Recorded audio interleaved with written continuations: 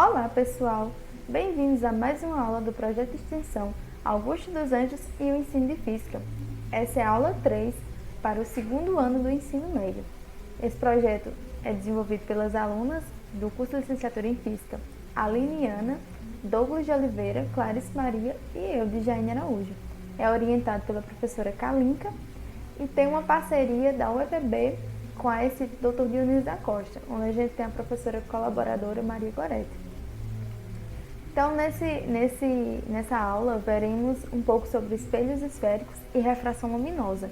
A gente vai debater um pouco sobre o novo poema e também faremos uma revisão das aulas anteriores sobre a óptica geométrica, que a gente já viu, né? Então, a gente vai fazer uma breve revisão e falar um pouco sobre as outras formas de espelhos, né? Que a gente já viu o espelho plano e veremos outras formas de outras superfícies, né? Refletoras. Então, vamos lá, né? O poema que nós trouxemos aqui nessa aula é Festival, de Augusto dos Anjos. Então, Festival. Para Jonatas Costa. Símbolos soam no salão. O dia foge, e ao compasso de arrabis serenos, a valsa rompe, em compassados trenos, sobre os veludos da tapeçaria.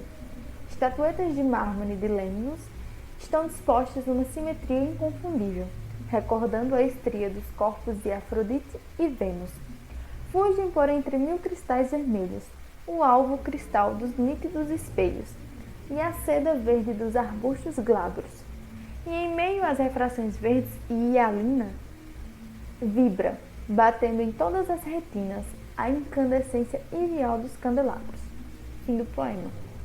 Então, nesse poema, né, Augusto dos Anjos traz alguns termos da óptica relacionados à óptica geométrica, né?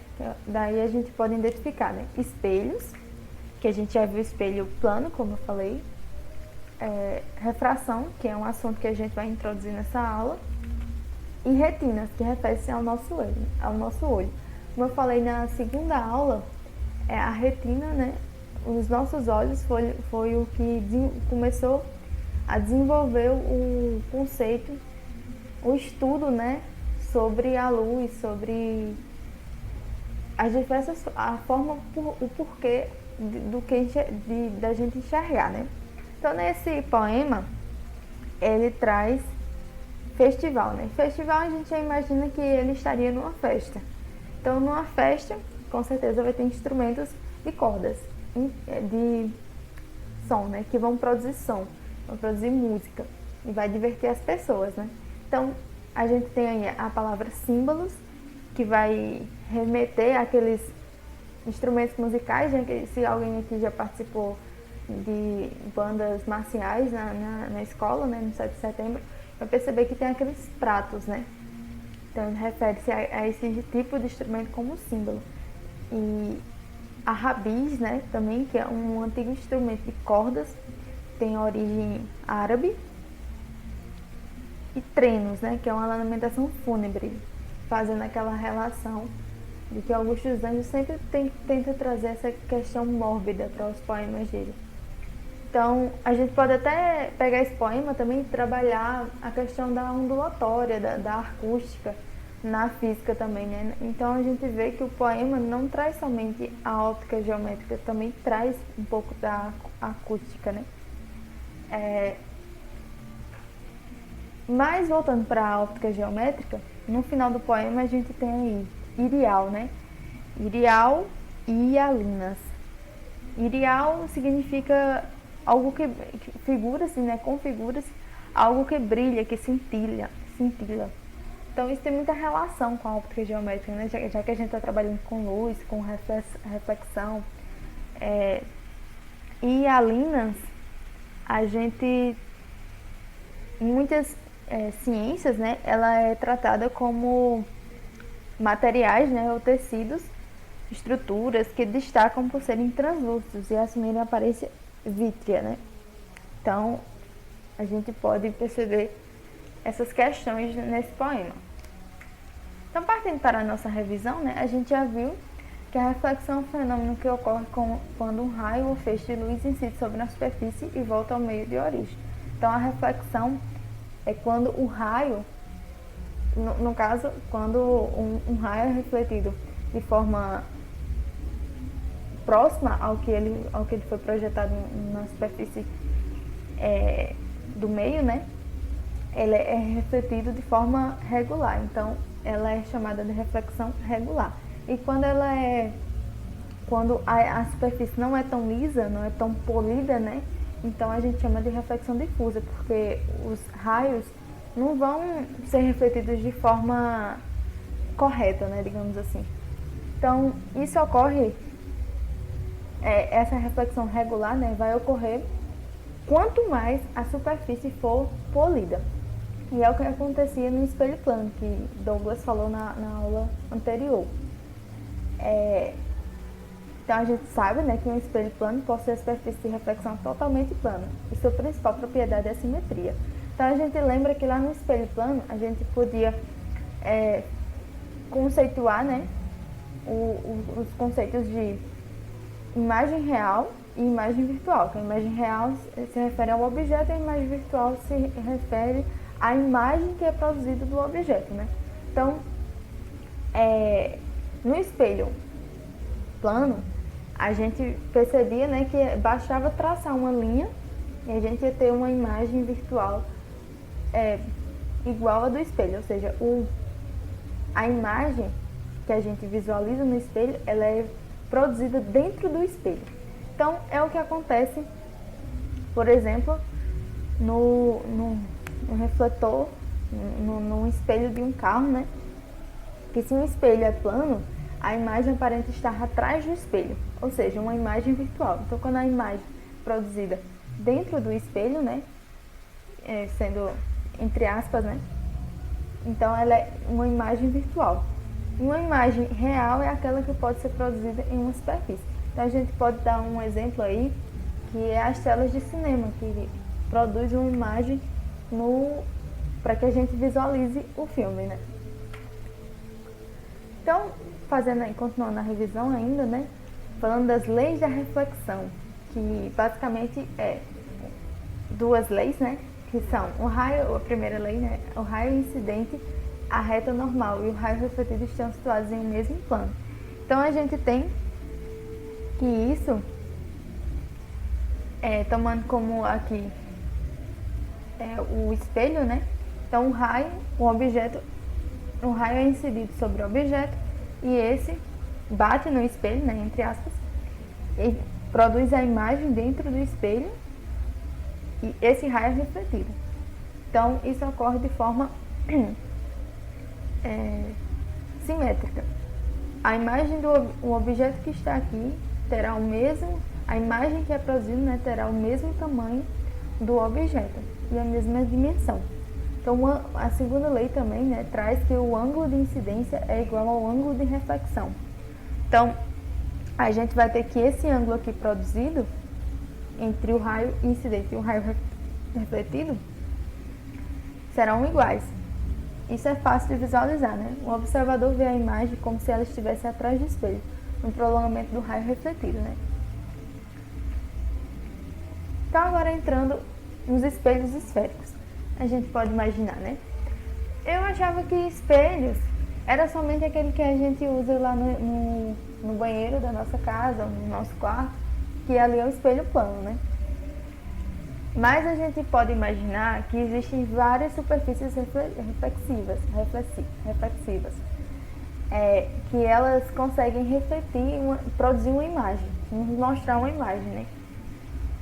Então, se a gente observar no nosso meio, a gente tem várias superfícies, além do espelho, né, que nos trazem alguma imagem. Então, não precisa ser um espelho. A gente pode tratar um espelho como uma superfície polida. Uma superfície, quanto mais regular ela seja, melhor será a nitidez da imagem. Então, se a gente for buscar um pouquinho na nossa mente, né, a gente vai conseguir detalhar várias formas de espelhos, né? Mas espelho esférico, nunca vi você pode estar se perguntando, né? Nunca vi um espelho que ele se dobra, porque eu imaginava que ele era vidro, que ele era um vidro, né? E ele é, né? Mas alguns espelhos, né? Mas ele pode sim ser um espelho esférico. Vamos ver como isso acontece, né?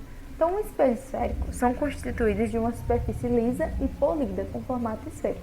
Então, como eu falei, para ser um espelho, basta ser uma superfície que produz uma imagem que seja polido, né, essa superfície, para que essa imagem seja mais nítida, né? E a gente consiga visualizar a imagem. Aí você pensa, espelho esférico. Qual a primeira coisa que vem na tua cabeça? Você pode imaginar. Eu acho que eu já vi aqueles espelhos nos mercadinhos que tem que consegue visualizar, que a gente consegue visualizar quase o mercado todo, né? Então, ali seria um exemplo de espelho? Sim, seria um exemplo de espelho. Mas você pode se questionar. Mas a gente só tem a metade de um espelho, então ele não seria esférico, seria só uma meia-lua, por exemplo, né? Então, mas ele é um espelho esférico. E por que ele é assim, né? Então, geralmente a gente não vai precisar da superfície inteira da esfera para visualizar, até porque a imagem fica bem distorcida, né? Não é como um espelho reto, que é a imagem bonitinha lá, né? Então a gente, digamos que nesse espelho de mercadinho, né, a gente pega só uma parte dele. E para cortar esse pedaço dessa esfera, né, que é como se a gente fosse dividir um brigadeiro, a gente pega, chama ela de calota, né? Essa calota, ela é produzida por um raio e pelo um eixo secundário, um eixo principal, né? A gente tem várias coisas aí da álgebra, né? E isso foi definido pelo o físico, astrônomo e matemático, né? Frederick Gauss. Então ele estabeleceu algumas coisas para que essa calota fosse possível, né? Então a primeira condição foi que o ângulo de abertura deve ser pequeno, no máximo 10 graus. Esse ângulozinho aqui, ele deve ser de 10 graus, para que não abra muito, né, e a gente não consiga visualizar direito. E também os raios de luz incidentes devem estar próximos do eixo principal e pouco inclinados em relação a ele. Então esses raios aqui, que é representado aqui por A e por B, né, eles devem estar próximos do eixo principal.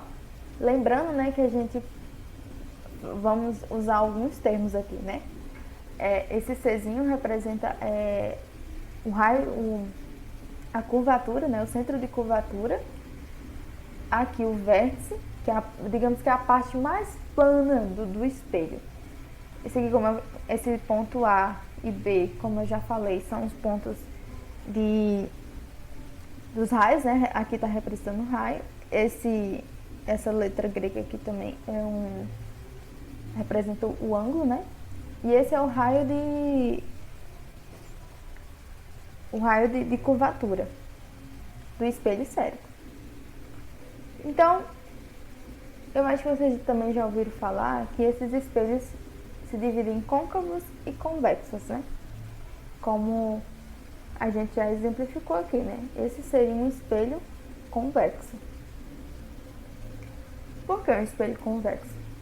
A gente pode pegar um exemplo muito fácil de um espelho, de uma superfície que pode ser côncava ou convexa. Ela se comporta de forma côncava de um lado, né, que no caso é a colher, essa superfície, né? Então, de um lado ela se comporta opticamente como um espelho côncavo, ou seja, o lado que você coloca a comida é o espelho côncavo. Ela vai mostrar uma imagem bem distorcida, como vocês podem ver nessa imagem. E o espelho convexo, também quando a colher na parte exterior, né, ela se comporta opticamente como um espelho convexo. Então, o que vai caracterizar um espelho côncavo quando é que isso vai acontecer, né? Então, a esfera, quando ela é partida, né, Então ela vai ter, o que vai importar mesmo é a superfície polida, né? A superfície que vai aparecer a imagem, a superfície reflexiva. E essa a partir dessa área, né? Se ela for interna, o espelho é caracterizado como côncavo. E se ela for externa, é caracterizado como convexo. Outro exemplo muito bom é um fogão solar. O fogão solar. Nossa, que coisa boa, né? Já que a gente está numa crise bem aí de gás, né? Então, isso seria uma solução. Os fornos solares, eles geralmente têm uma aparência côncava, então eles concentram, o funcionamento deles é basicamente concentrar o maior número de aumentar, né, o calor em um único ponto para que esse calor seja direcionado para uma panela, um ovo, e ali possa cozinhar, né? Então ele é uma alternativa para pessoas que, por exemplo, querem viver de forma mais sustentável. E ele também, em grande escala, né, pode tornar a indústria do cimento mais verde, né? Ou seja, tecnologia pensada para o meio ambiente. Então, uma coisa simples que envolve conceitos de óptica e termologia, termodinâmica, termometria, né? Termodinâmica acho que não. Pode trazer melhorias para o nosso meio ambiente, né? Uma forma ecológica de amenizar, né, os efeitos que a humanidade causa sobre a natureza, né? Então, como funcionam esses espelhos, né? Então, a gente pode observar graficamente aí, né, algumas propriedades do espelho esférico. Então, são 4 propriedades. A primeira propriedade é todo raio de luz que incide paralelamente no eixo principal é refletido numa direção que passa pelo foco principal. Então, tanto no espelho côncavo como no convexo, um raio que é paralelo ao eixo de simetria, ao eixo principal, né? Que a gente pode fazer uma relação com o plano cartesiano, que no caso aqui seria o eixo das abscissas, e esse seria o eixo das ordenadas. O espelho seria o eixo das ordenadas, né? E aqui seria onde está localizado o foco seria o eixo das abscissas. Então, um raio que passa por paralelamente ao espelho, ele sempre vai ser refletido no foco principal, né? Então, ele sempre vai passar. Uma segunda propriedade tem a ver com a reversibilidade, né? Se todo raio de luz que incide em uma direção que passa pelo foco principal é refletido paralelamente ao eixo principal, então tudo que vai, volta, né? E uma terceira propriedade, né? Que todo raio de luz que incide numa direção que passa pelo centro de curvatura é refletido sobre si mesmo. Então, todo raio que vai passar por esse ponto aqui, né, ele será refletido no mesmo sentido, né? Então, é muito fácil isso de entender. Uma quarta propriedade, todo raio de luz que incide sobre o vértice do espelho é refletido simetricamente em relação ao eixo principal, né? Então, fazendo aquela mesma analogia que eu falei com o plano cartesiano, em que aqui seria essa linha horizontal seria a linha das abscissas, né? E o vertical seria a linha das ordenadas, que seria o espelho. Então, quando um raio for incidir, né, sobre o vértice do espelho, ou seja, aquela parte mais plana do espelho, ele será refletido simetricamente em relação ao eixo das abscissas, tanto para o espelho convexo como para o plano, ou para o côncavo. Então, por que essas 4 regras são importantes? A gente vai utilizar isso na construção geométrica das imagens. Como será produzida, né, essa imagem? Porque lá no espelho plano, a gente bastava fazer uma retinha, né, e a gente tinha a imagem virtual que era produzida dentro do espelho, que era uma imagem praticamente idêntica ao objeto. Mas no espelho côncavo e convexo, a gente consegue ver com nossos olhos, né, visualizar que a imagem ela é um pouco distorcida, ela não é fiel a um objeto, né? Então, como será que essa imagem é produzida? Como é que ela será, né, apresentada para a gente? Então, vamos pegar um objeto, vamos colocar diante de um espelho convexo. Vamos trabalhar primeiro o convexo, né? Ele é representado por esse símbolo, né? E vamos pegar um objeto. Aqui é uma seta, mas pode ser você mesmo, pode ser um patinho, pode ser uma cadeira, pode ser você imaginar na sua mente. Aqui a gente está pegando uma seta, né, que é simples de representar. E ela é representada o topo dela pela letra A e a base pelo B. Então, a gente vai ver como essa imagem será produzida dentro do espelho. Então, para dimensionar essa imagem, a gente vai precisar de pelo menos 2 ou 3 raios. A gente vai usar 2 raios. Um que vai incidir sobre o topo do objeto, né? Ambos vão incidir sobre o topo do objeto, né? E um será refletido de acordo com as regras de reflexão, né? Um será incidido sobre o objeto, passará pelo espelho, né? E também, no caso, passar por esse ponto, né? Que é o nosso foco. E assim a gente define essa linha tracejada.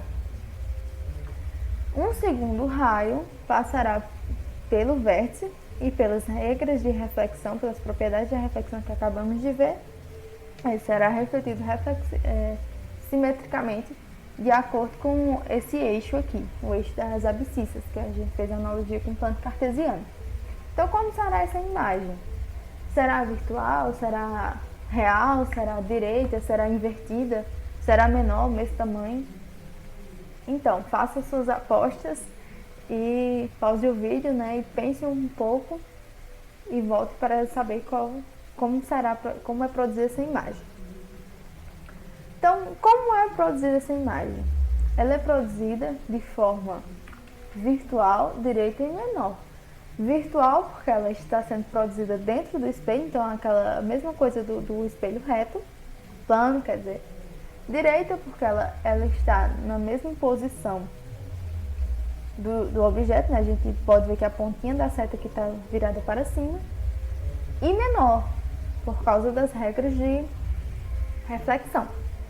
E será que essa imagem ela é válida para qualquer distância? Porque no espelho plano, né, a gente pegava essa distânciazinha, colocava para dentro do espelho e a gente tinha lá a imagem. Mas aqui a gente não é bem assim, né? Então, essa forma virtual, direita e menor, ela é válida para qualquer distância no espelho convexo? Então, sim ou não? Pensem um pouco, né? Sim, ela é válida para qualquer distância. Então, não importa se o objeto está próximo, se ele está distante, simplesmente será virtual, direito e menor. Fácil, né? Então, para um espelho côncavo agora. A gente lembra que vamos pegar o nosso objeto, né, novamente, e vamos reparar agora que o objeto está além do centro de curvatura, né? Então, a distância dele do objeto ultrapassa o centro de curvatura. Então, como será que essa imagem será produzida? Primeiro, um raio, né, será inserido sobre o objeto e passará pelo foco do espelho. Um segundo raio também. E a gente vai ter esse encontro aqui. E a imagem será produzida entre o centro de curvatura e o foco. Então, como será essa imagem? Será virtual? Faça novamente sua aposta. Então, essa imagem será real, invertida e menor. Como a gente pode observar aqui, né? Ela é invertida, ela é real porque ela está fora do espelho, não está sendo produzida dentro do espelho. É invertida porque, se a gente observar, a seta está para baixo. E menor, né? De acordo com as regras de reflexão. Essa imagem, novamente, essa pergunta, né? Ela é válida para qualquer distância do espelho côncavo, no espelho côncavo, do mesmo jeito que seria no convexo. Então, não. A gente tem mais coisas para ver. Então, pelo menos a gente tem 5 distâncias, né, bem conhecidas para esse tipo de espelho, espelho côncavo. Então, a próxima seria em que o objeto está sobre o centro de curvatura. Então, um raio é incidido, né, e passa pelo foco novamente, e outro raio é incidido, passa pelo foco novamente e vai produzir esse encontro aqui, né, de acordo com as reflexões. Então, essa é a imagem, como ela ocorrerá. Faça suas apostas. Ela será, né, real, invertida e menor. Real, porque ela está fora do espelho, sendo produzida fora do espelho, né? Invertida, porque a gente pode ver aqui que o B' e o A' está invertido, e de mesmo tamanho, né? Então, quando ela está sobre o centro de curvatura, ela é real, invertida e de mesmo tamanho, pois a imagem está sendo produzida em cima do centro de curvatura. Mais uma, né? Agora, vamos pegar nosso objeto e vamos colocar ele lá no centro, entre o centro de curvatura e o foco, como o nosso bonequinho está dizendo aqui. Então, novamente, vamos pegar 2 raios que vão passar pelo foco, de acordo com as leis da reflexão. E, novamente, vamos fazer nossas apostas. Como será produzida essa imagem? Ela será real, invertida e maior, né? A gente pode observar que ela está sendo produzida novamente fora do espelho, por isso ela é real. Invertida, que a gente pode observar que o B' e o A' estão invertidos, né? Como eu falei, que o A representa o topo do objeto e o B representa a base do objeto, e isso é aleatório, não precisa chamar A e B não, mas geralmente chama-se assim, né? Ela é invertida porque a imagem, a gente está vendo ela, a ponta da seta para baixo, né? E maior, porque ela é maior. Então agora vamos pegar o nosso objeto e colocar em cima do foco, em cima do plano focal. Novamente vamos incidir 2 raios, vai ser incidido 2 raios, né? E que vão passar pelo foco. Só que agora não produziu, a gente percebe que não produziu aquele pontinho que a gente gostava, né? Para a gente identificar a imagem. E agora, né? O que é que acontece? Ela será real, invertida, será virtual, será o quê? Então ela será imprópria, porque ela simplesmente não existe, a imagem não é produzida quando a gente coloca o objeto no plano focal. E agora, já perto de estourar o champanhe, vamos pegar nosso objeto e colocar entre o vértice e o foco. Então, como será produzida? Como será essa imagem? Como será essa imagem? Novamente, 2 raios que a gente incide sobre ele. E essa imagem será virtual, direita e maior. Por quê? Porque a imagem está sendo, se é virtual, ela está sendo produzida dentro do espelho. Direita, porque ela está mostrando que o objeto na mesma direção, né? O A e o B estão localizados da mesma forma, né? E maior, porque ela é maior, que a gente pode visualizar aqui. Mas a gente já analisou isso geometricamente. Mas sempre temos a parte da álgebra, né? Então, o Frederick Gauss, ele nos trouxe algumas formas, né? Para que a gente pudesse calcular essas dimensões, né? Então, primeiro a gente vai considerar a altura do objeto, né? Que é representado por O, a altura da imagem, a distância do objeto ao vértice, que é representado por DO, distância, que seria a distância inicial, né? Distância da imagem ao vértice, que seria a distância final, e a distância focal, que é a distância entre o foco e o espelho, né? A distância do foco no espelho, né? Então, a relação entre o tamanho da imagem e o tamanho do objeto é O, né? A relação entre a altura do objeto e a altura da imagem, né? É denominada pelo aumento A, ou ampliação fornecida pelo espelho. Então, a gente define por essa fórmula, né? Onde A é o aumento, I é a altura da imagem e O é a altura do objeto. Através da semelhança de dois triângulos retângulos com ângulos congruentes, podemos descrever a equação do aumento. Então, a gente vai ter aquela relação de triângulos, que se vocês observaram nas imagens que a gente viu anteriormente, a gente percebe que geralmente as imagens produzem triângulos. Então, a gente faz uma relação lá, que nos livros tem demonstrando bem direitinho, não vou abordar aqui, né, para não tornar a aula tão longa. E a gente tem essa relação, né, onde I é a altura da imagem, O é a altura do objeto, que é igual a DI, que é a distância da imagem ao vértice, e DO, que é a distância do objeto ao vértice. E por fim, né, a equação que relaciona a abscissa do objeto DO à abscissa da imagem DI e a distância focal do espelho. Então a gente consegue estabelecer essa relação, que é a relação mais conhecida. Então isso funcionará, né, quando a distância do... Tem algumas considerações, né, que a gente deve levar em conta. Então, a distância do objeto ao vértice, né, quando ela será positiva se o objeto ou a imagem, né, for real, e negativa se for virtual, né. E outra consideração é que a distância focal será positiva quando o espelho for côncavo e negativa quando for convexo. E uma última consideração que a gente deve levar em conta é, na equação do aumento é considerado o módulo das distâncias envolvidas. Então, essas são as fórmulas utilizadas para definir aumento, distância da imagem do objeto, essas coisas, né?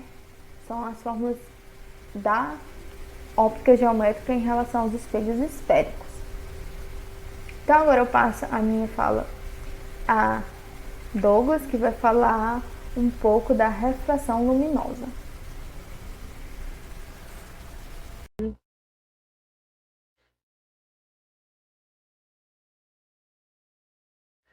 Olá pessoal, meu nome é Douglas, eu sou aluno de licenciatura em Física pela UFB. Eu estou participando também do projeto da professora Calica para trazer os estudantes para o ensino de Física. Então eu vou dar continuidade aqui ao trabalho. Eu vou falar um pouquinho sobre a refração da luz e alguns aspectos e como ela age no meio. Então eu trouxe um pouquinho da história de como começou tudo isso. Teve vários envolvidos nisso. Foi durante alguns séculos, vamos dizer assim, alguns anos, para ter a óptica que a gente tem hoje em si. Que eu trouxe aqui, das imagens aqui, é de Wilhelm van Roy Snell e René Descartes. Eles foram o principal para a descoberta da segunda lei da refração. Então, eles foram muito importantes naquela época em si, que eles conseguiram desenvolver uma fórmula capaz de explicar aquele fenômeno, mas também existem outros responsáveis que também teve uma grande contribuição, como Galileu Galilei, Robert Hooke e o próprio Newton. E Newton também teve um papel muito importante nisso, porque com a descoberta dele, a óptica teve um outro olhar para ela, porque ele fez várias descobertas incríveis, principalmente que todo mundo conhece sobre o prisma, e também ficou conhecido como óptica newtoniana. É, esse período que a óptica ficou muito valorizada no ramo da física, da ciência, foi durante o século XVII. Ficou marcado muito nesse período. E eventos como esse da óptica, que estimulava a pesquisa sobre a luz em si. Então, pessoal, dando continuidade aqui, a refração, o que seria basicamente resumindo a refração? A refração ocorre quando a luz atravessa a interface entre dois meios ópticos e transparentes, como tanto a água e o ar. Quando isso acontece, a velocidade de propagação da luz ela muda, uma vez que essa velocidade depende de uma característica de cada meio óptico, chamado de índice de refração absoluto. O que seria isso? Basicamente, quando a refração acontece, quando a luz bate em um certo objeto e ela acaba tanto gerando a refração, o raio. E basicamente o que seria isso? Quando a luz atravessa um objeto transparente, é, ela acaba fazendo com que sua velocidade mude quando toca aquele certo objeto, entendeu? É como reduzisse ou aumentasse aquela velocidade. Um exemplo muito comum é quando a luz ela atravessa a água, ela diminui a certa velocidade. É, Ao certo, acho que, se eu não me engano, a velocidade da luz é igual a 3 vezes 10 à oitava. E quando a gente passa a luz durante a água, quando a luz ela e quando a luz atravessa a água, essa velocidade ela muda para 2,5, se eu não me engano, 2,2, 10 à oitava. Uma velocidade muito, vamos dizer, relativa à mudança de velocidade.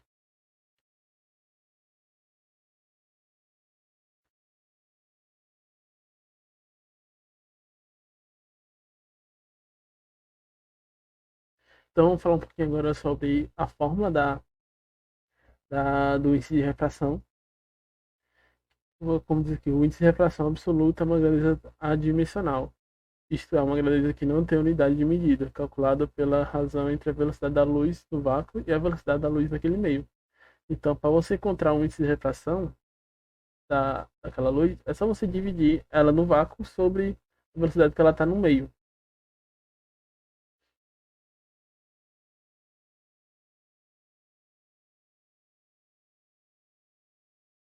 E, e dependendo do objeto, ela vai ter várias velocidades. Então, também de várias variantes também, dependendo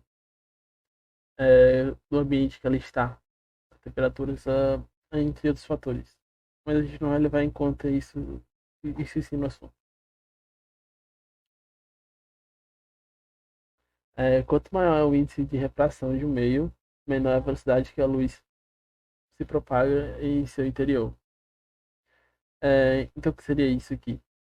É, Quanto maior o índice de refração que aquele certo objeto tem, menor vai ser a velocidade da luz naquele objeto.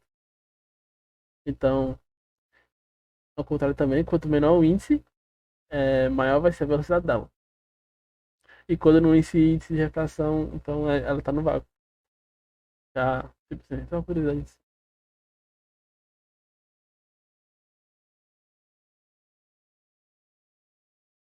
então aqui, como não existe o índice de refração no vácuo, é chamado de refração absoluta.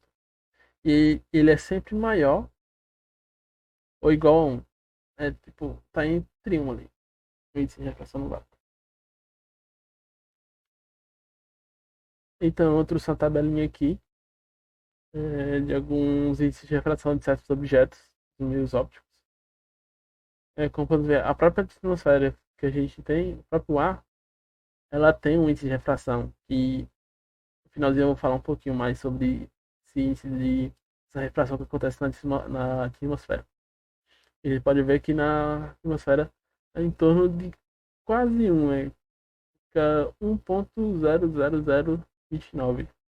Então, quase não existe refração, mas tem um pequeno desvio ali. A própria água também tem seu índice de refração, sal de cozinha, glicerina. O próprio diamante também, que o índice de refração dele é quase 2,5, bastante.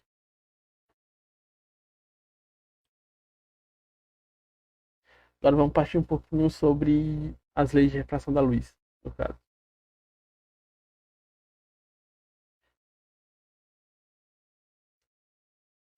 Define-se a refração da luz mudança de velocidade de propagação, como consequência da mudança de meio de propagação. Ou seja, quando um raio de luz muda de um meio para o outro, com os índices de refração diferentes, ele sofre um desvio, aproximando-se ou afastando da normal. O que seria isso? Quando a luz ela está em um meio que tem um índice de refração e ela passa para outro que também tem um índice de refração diferente, ela acaba mudando a direção do seu raio refratido. Como podemos ver nessa ilustração aqui, com o lápis dentro do copo com água. E no caso, o lápis que está no ar, ele tem um exemplo aqui que a gente pode ter, é essa mesma ilustração que eu trouxe, que quando o lápis é colocado dentro do copo com água, a gente pode ver que a imagem que está sendo refletida pela água, pela luz ali, ela está como se o lápis tivesse quebrado. Isso acontece porque o índice de refração do ar ele é muito menor do que da água. O índice é muito maior, então acontece esse desvio.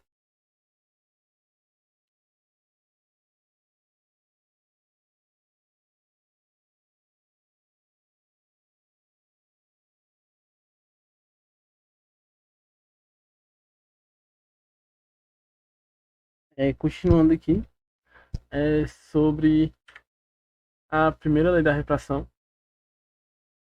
E o que seria essa primeira lei da refração? Ela fala que o raio incidente, que seria esse aqui, ele está no mesmo plano que o raio refratado, seria esse aqui. Então, o que seria um plano, basicamente, para quem não tem ideia do que seria? O plano seria, um- supondo que seria um exemplo muito simples para vocês aqui, seria uma folha de papel. Vamos ter uma folha de papel. Só que o plano, ele é infinito, tipo, ele não acaba, não tem borda. Então, essa borda que eu tô fazendo aqui seria limitando um certo espaço do plano, mas o plano ele é infinito no caso. Então seria um papel infinito, que não teria borda, e que esse raio estaria junto com esse.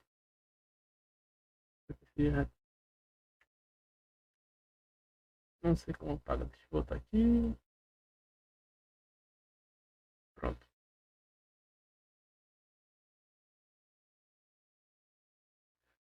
Basicamente isso aqui seria o raio incidente.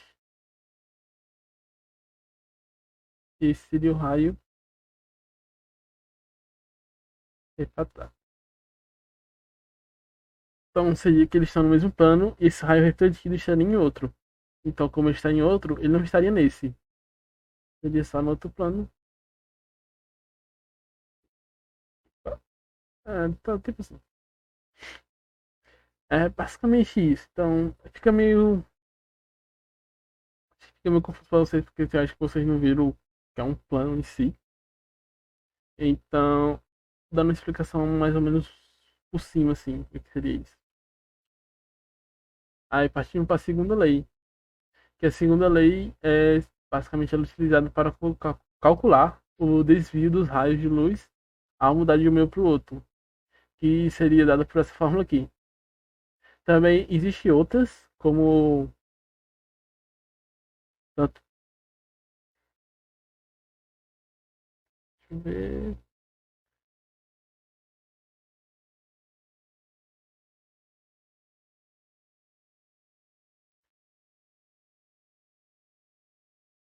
também a gente pode utilizar essa, mas também tem outras, que seria também igual a um meio, o índice de refração de um meio para o outro.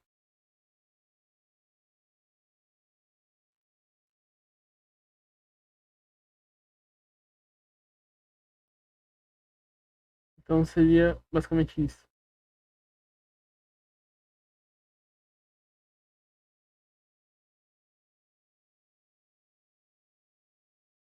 Que onde esse seno aqui do ângulo seria o ângulo do raio incidente, que é o que está vindo. Isso aqui seria o refratado. Isso aqui seria a velocidade do incidente e a velocidade do refratado. E o meio 2 seria o segundo meio e o primeiro meio. Tanto faz você colocar seno do ângulo um dividido pelo seno do ângulo 2, seria o incidente refratado, igual a velocidade dos dois, assim, dividido, ou pelo meio. Você vai escolher, tipo, dependendo da questão que tiver. Então eu não vou focar muito nas fórmulas, porque eu quero dar só a ideia para vocês compreender o fenômeno em si. E vamos para a parte dos prismas.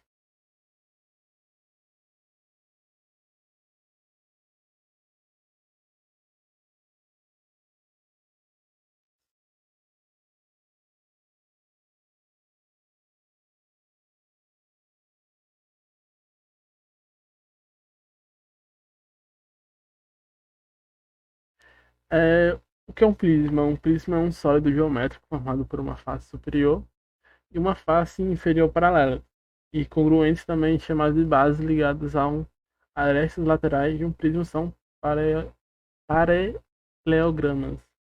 Paralelogramas. Então isso aí é basicamente matematicamente falando o que seria um prisma. Mas a gente está na óptica, então vou falar do prisma no contexto óptico. Ele é chamado de prisma, o elemento óptico transparente com superfícies retas e polidas, que é capaz de refratar a luz nele e se a luz que está sendo emitida nele. O formato mais caso usual de um prisma óptico é o da pirâmide, com, com bases quadriculares e lados triangulares, que seria esse aí. Seria. Não, acho que não é esse. Esse tem as linhas retas. Outro Cioto seria esse aqui, só que em 3D no caso.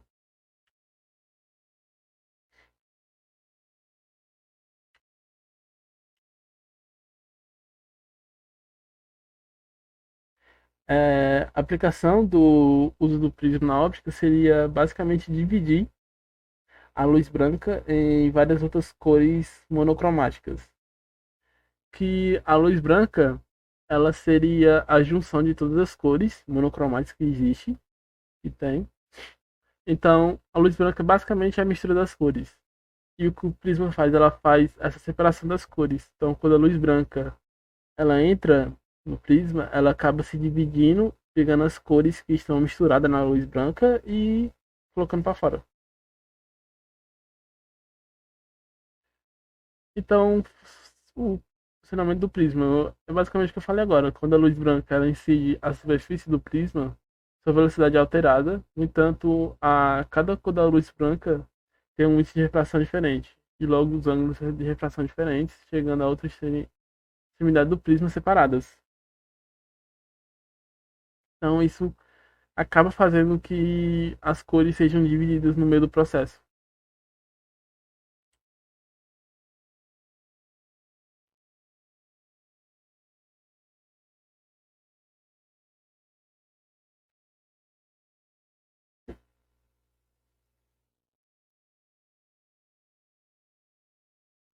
Então, partindo para a refração da atmosfera aqui, a atmosfera, como eu falei no começo, ela tem um índice de refração, só que relativamente pequeno, comparado a outros, como a água ou outros objetos. Então, por isso, quando isso também interfere na observação de astros. Porque, por exemplo, dar um exemplo, um observador que está observando certo, certa estrela ou planeta e tentando medir aquela posição que ela está no céu, ele tem que levar em conta esse índice de refração, porque, como podemos ver na imagem aqui, é, aqui está o observador, né? E aqui estaria basicamente a posição aparente que da Terra a pessoa acha que a estrela está. Essa daqui. A pessoa acha que a estrela está. Não levando em conta o índice de refração. que na verdade a posição daquele planeta que ele está observando estaria aqui. Então isso a gente tem que levar em conta na hora de tirar certa medida e tá a localização de um certo astro.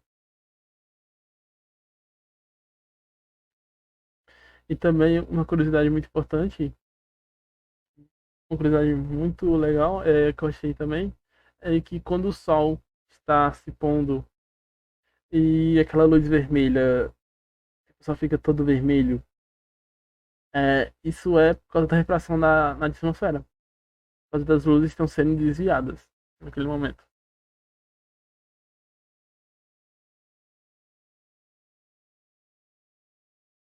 Então eu vou colocar um vídeo agora aqui para ficar mais claro de como acontece isso e algumas coisas que pode ser que eu tenha esquecido.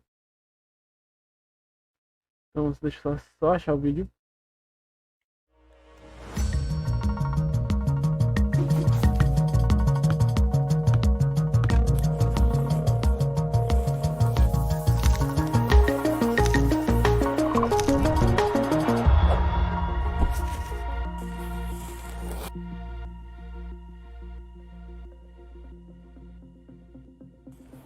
Nós vamos estudar a reflexão e refração do ponto de vista da ótica geométrica. Isso é, o estudo de fenômenos luminosos com base em leis experimentais, sem que haja necessidade de explicar a natureza física da luz. Na ótica geométrica, a luz é considerada como sendo raios de luz, que são linhas que representam a direção e o sentido de propagação dela. A ótica geométrica tem 3 princípios. O primeiro é o da propagação retilínea. Ele diz que em meios homogêneos a luz se propaga em linha reta. O segundo é o da reversibilidade. Ele diz que a trajetória dos raios não depende do sentido de propagação. O terceiro não tem um nome legal, mas diz que cada raio de luz se propaga independente dos demais. Então nós podemos analisar cada um separadamente. Vamos pensar em uma situação em que a luz passa de um meio homogêneo para o outro. Por exemplo, da água para o vidro ou do ar para a água. Os raios de luz atingem a interface entre os meios e experimentos nos mostram que existe um raio que é refletido de volta para o meio 1 e outro que vai para o meio 2. Em outras palavras, ele é refratado. As porcentagens entre a intensidade refletida e a refratada variam com o ângulo de incidência, que é o nome que nós damos para o ângulo que o feixe de luz faz com a normal do plano. O princípio da reflexão, que já é conhecido desde a Grécia Antiga, diz que a luz refletida tem o mesmo ângulo do feixe incidente. Quando a luz vai de um meio para o outro, ocorre a refração. Um fator importante na refração é a velocidade da luz. A refração depende do meio em que a luz se propaga. No vácuo, por exemplo, a velocidade da luz é de aproximadamente 3 vezes 10 elevado a 8 metros por segundo, mas na água é de aproximadamente 2,25 vezes 10 na 8 metros por segundo. Nós temos um nome especial para a razão entre a velocidade da luz em algum meio e no vácuo, que é índice de refração, usualmente denotado pela letra N. A lei da refração, descoberta por Wilbrod Snell, chamada de Lei de Snell, indica que existe uma relação entre o ângulo de incidência da luz e o ângulo de refração. N1 vezes o seno de I é igual a N2 vezes o seno de R, em que N1 e N2 são os índices de refração dos meios 1 e 2 e I e R são os ângulos de incidência e refração. Observando a equação da lei de Snell, existe um caso possível onde não existe refração, quando R for igual a 90 graus. Nesse caso, nós temos uma reflexão completa. Um exemplo muito prático de refração é observar um canudo em um copo de água. Observem que parece que o canudo dentro da água quebrou. Existe uma certa descontinuidade entre o canudo fora da água e o que está dentro da água. Isso é um exemplo famoso da refração. O índice de refração é para uma luz monocromática, ou seja, que tem apenas uma cor. E isso é importante porque o índice de refração depende do material e do comprimento de onda. Essa relação entre a refração e o comprimento de onda foi observada pela primeira vez por Newton em 1666, durante a quarentena da peste bubônica. O experimento é bem simples e muito famoso. Newton escureceu seu quarto e fez um buraco bem pequeno na cortina para permitir a entrada de uma pequena quantidade de luz. Ele colocou um prisma, que é uma peça de vidro, no feixe de luz, de forma que a luz fosse refratada na parede. O resultado é bem conhecido. A luz solar, que parece branca, é decomposta em várias cores, formando um arco-íris. Isso mostra duas coisas extremamente importantes. A primeira é que a luz branca, na verdade, é a soma de todas as cores do espectro de luz visível. A segunda é que diferentes cores têm diferentes índices de refração, ou então o prisma simplesmente continuaria deixando o feixe de luz branco.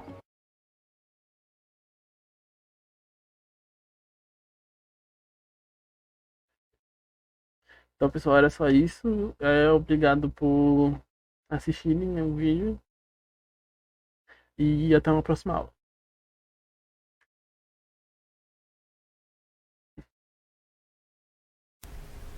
Bom, é isso. Eu espero que vocês tenham gostado. Aqui está algumas de nossas referências. Nós também deixaremos alguns vídeos disponíveis aqui na descrição do vídeo. E se você tem mais alguma consideração sobre o poema que a gente tratou nessa aula, ou sobre o conteúdo, deixe aí nos comentários para a gente saber como vocês estão interagindo, para ter uma interação com a gente, né? Então, muito obrigada pela atenção e até a próxima.